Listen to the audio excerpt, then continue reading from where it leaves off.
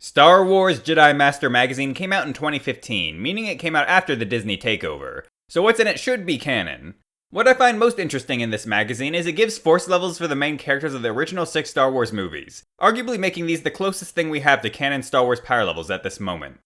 Here are all the force levels given in the magazine. So how accurate are these? Everything seems to be reasonable except Anakin and Obi-Wan from Attack of the Clones having higher force levels than Dooku. The Sith Lord was clearly a level above them in the Force, even saying in the movie that his Jedi powers are far beyond theirs right after taking Anakin out with lightning. George Lucas himself said Dooku was supposed to be around Yoda in the Force. But even discounting that, Dooku was clearly above Anakin and Obi-Wan at that time.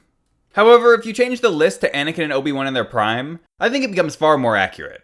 There's really nothing objectively wrong about this list.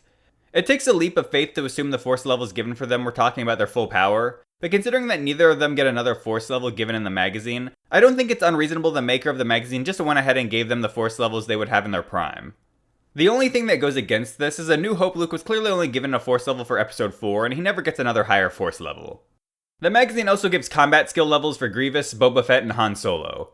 It's not confirmed, but considering there's only 3 of them, it could be argued these levels are meant to be comparable to the force levels given.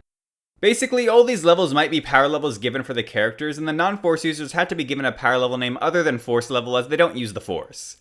Looking at this list, it seems pretty accurate. Nothing jumps out as objectively wrong. Han Solo's level being so close to the characters above does seem off, but order-wise it's fine. You could argue this list right here is the closest thing we have to a canon Star Wars strength and power tier list. If I had to use this list as a base and use my knowledge to fill in the rest with the characters from the movies, this is what my list would look like. This isn't how I would set up a list if I started from scratch, but overall I think it's a solid list. What do you guys think about it?